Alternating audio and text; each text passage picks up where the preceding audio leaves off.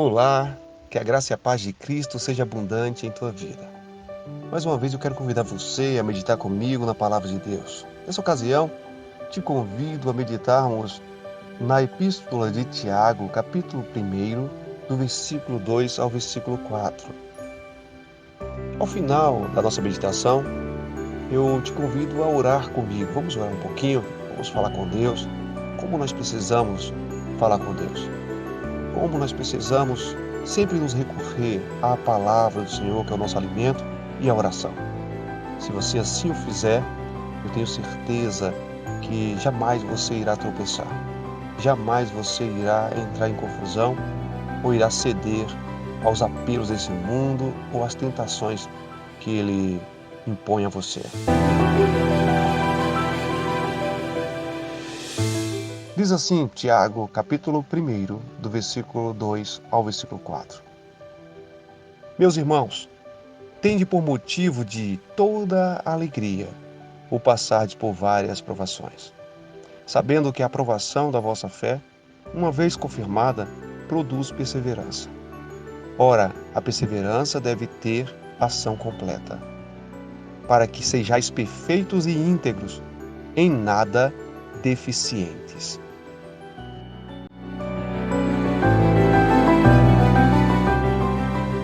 Nosso irmão Tiago, bispo da igreja primitiva em Jerusalém. Ele traz aqui uma nota importantíssima, que só será discernida por aqueles que são de fé, ou que têm a fé.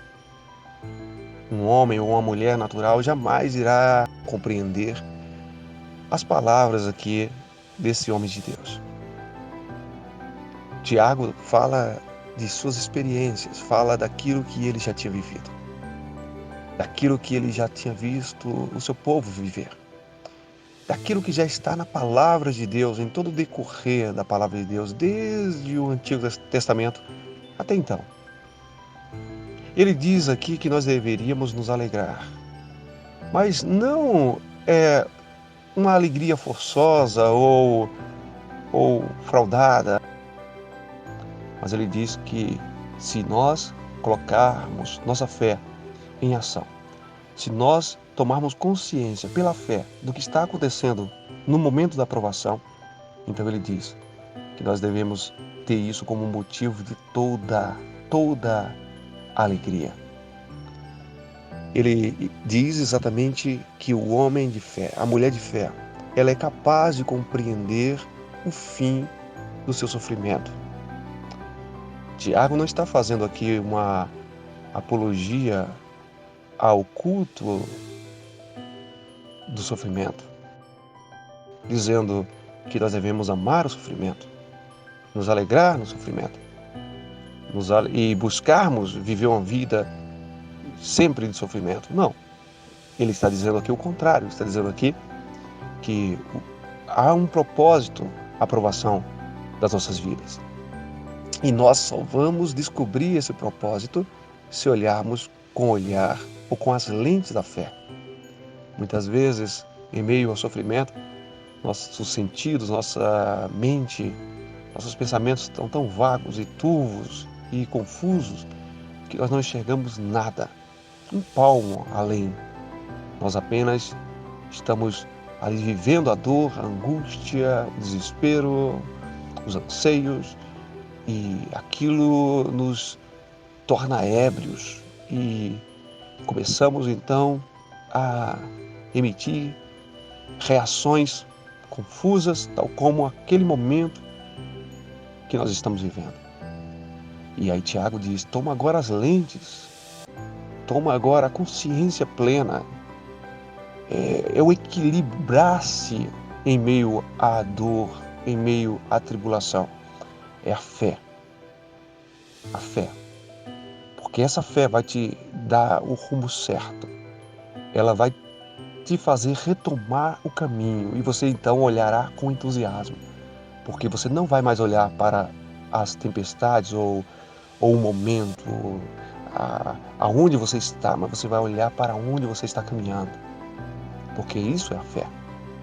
A fé é essa convicção de que aquilo que você espera virá, que é a certeza de que você chegará lá. É o firme fundamento daquilo que você não pode ver e a certeza absoluta daquilo que você espera, daquilo que você busca. Já disse o autor aos Hebreus. É isso que Tiago está dizendo.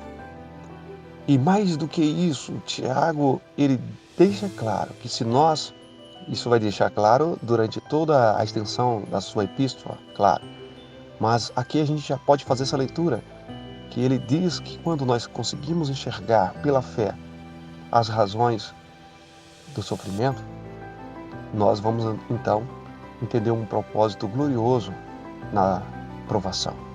A provação sempre terá para o crente um propósito glorioso. Entenda, quando estivermos passando por angústia, por tribulações, por embates externos, por ataques do maligno, por levantes, por um problema de saúde, por um conflito que hoje parece que não vamos conseguir vencer, precisamos sempre perguntar para o Senhor o que Ele quer com isso. No momento de confusão, de conflitos internos, nós sempre buscamos causas pretéritas, né? Nós sempre buscamos no passado e falamos, Senhor, o que eu fiz? Senhor, de onde eu vim? E nós começamos a calcular, fazer uma espécie de equação. O que nós fizemos de mal, o que nós fizemos de bem, o que nós acertamos, o que nós erramos e começamos a fazer uma equação. E às vezes a equação que nós fazemos, dentro da nossa análise de um senso de autojustiça exacerbada, porque nós não temos justiça alguma em nós, mas às vezes nós chegamos a colocar alguns dados diante do Senhor, alguns números, dizendo, Senhor, eu tenho crédito contigo. Mas não é disso que se trata. Em primeiro lugar, nós não temos crédito com o Senhor se Ele antes não tivesse pago as nossas dívidas.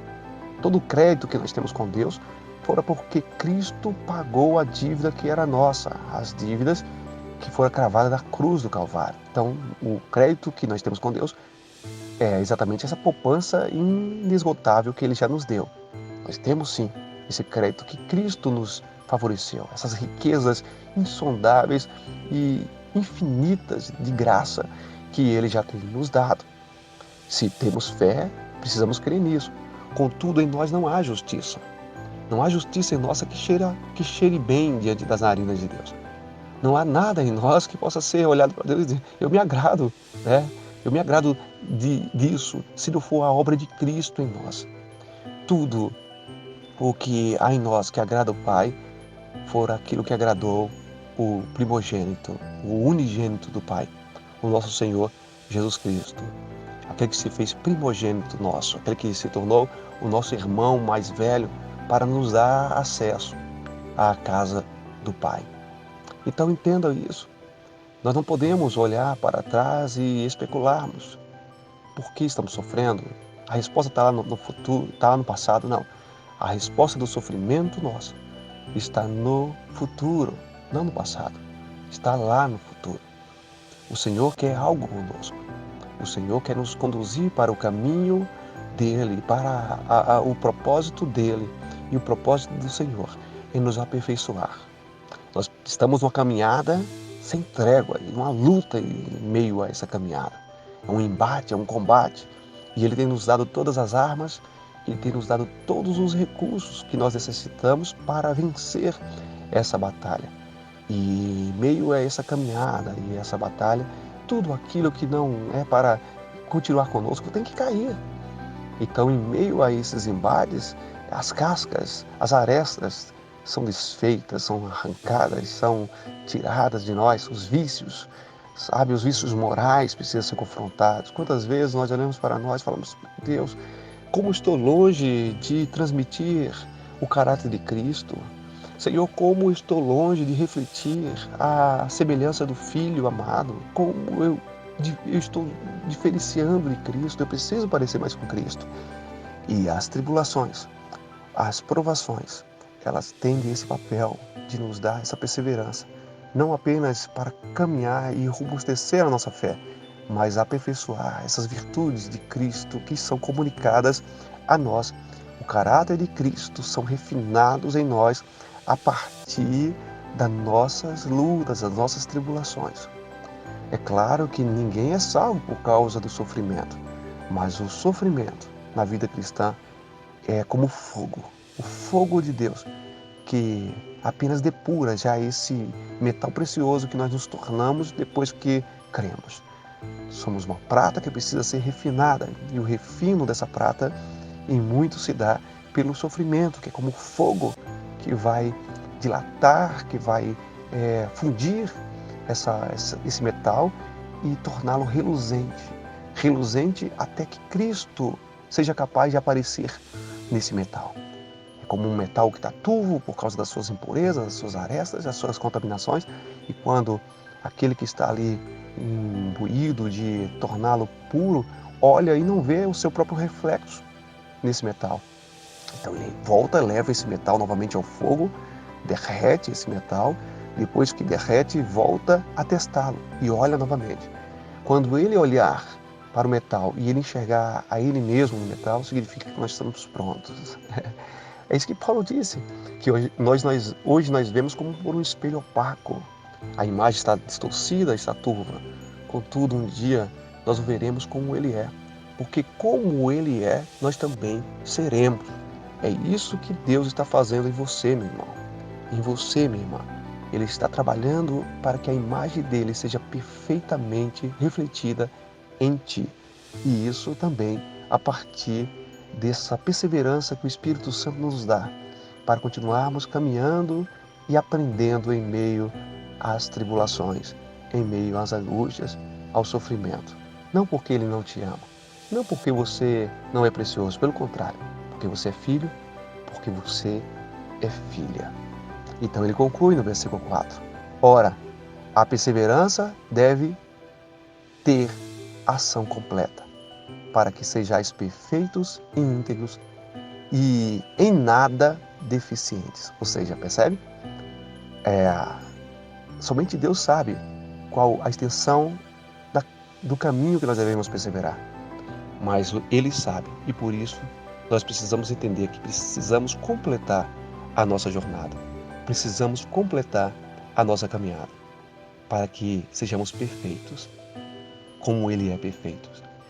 O próprio Senhor disse: sedes perfeito como o Pai Celeste o é.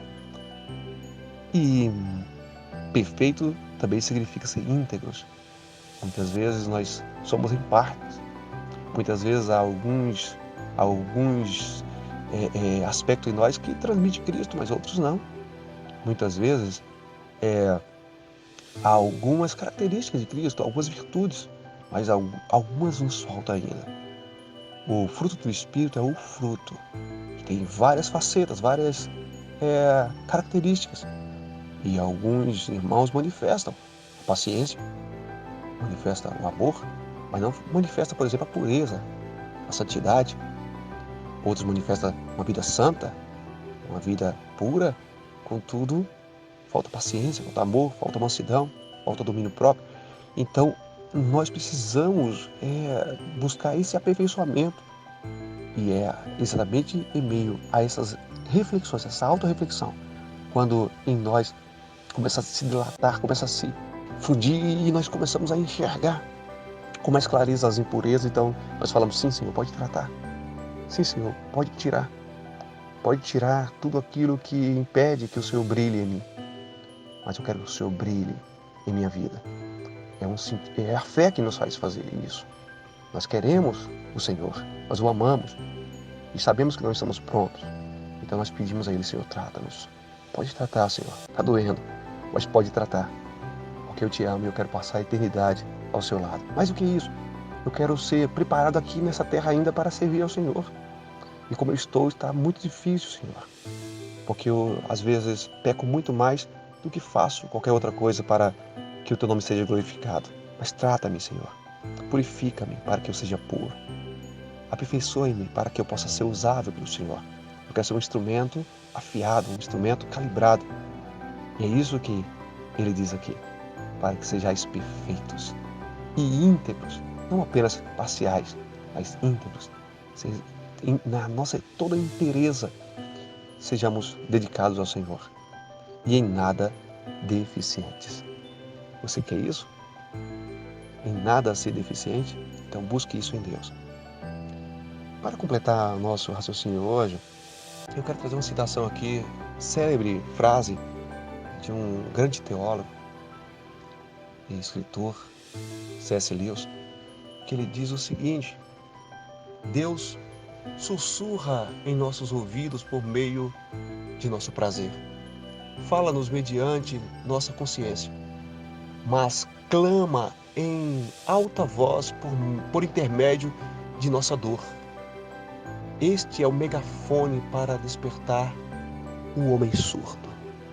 O sofrimento. O sofrimento é o megafone para despertar o homem surdo. Muitas vezes, o sussurro apenas não nos alerta. Deus nos dá, nos abençoa e o prazer nos faz ouvir apenas um sussurro de Deus. E estamos ali dementes, estamos ali acomodados. Deus vem através da palavra dele em nossa consciência e nos fala: esse é o caminho, anda por ele, e nós continuamos insistindo em nossos pecados, nossos hábitos ruins, cultivando o pecado em nossos corações, agindo mal. E aí então Deus diz: eu mandarei o fogo. Aí vem a dor. E na dor nós ouvimos os berros de Deus. Se torna muito claro o que Deus quer de nós. Que Deus te abençoe. Em nome de Jesus, quero orar com você mais uma vez. Senhor Deus, nessa hora, Pai, eu quero mais uma vez orar. Primeiro, Senhor, quero orar por mim, porque eu preciso do Senhor. Como meu irmão e a minha irmã que agora me ouve, eu preciso do Senhor.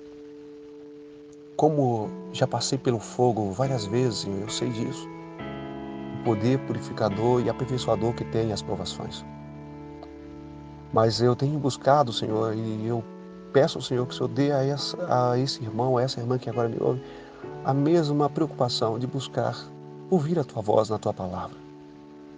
E sermos obedientes, filhos obedientes, que não precisem, meu Pai Santo, serem açoitados para ouvirem e para obedecerem.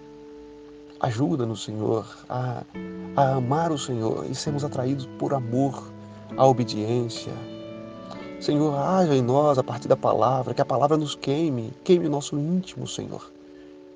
Que a voz do Espírito Santo ecoe em nós, mais do que o sofrimento possa ser capaz de ecoar.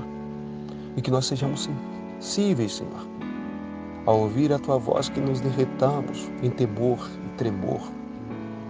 Ajuda-nos, Senhor, mas também nos dê força para superar as dificuldades, as provações. Não nos deixes pecar, não nos deixes, Senhor amado, nos confundir na caminhada. Eu oro, Pai Santo, pela vida do meu irmão, pela vida da minha irmã, e peço força, perseverança, alegria, e que eles possam vislumbrar o que o Senhor está reservando para eles lá na frente, e crer e esperar em nome de Jesus. Oro e te agradeço. Amém, Senhor.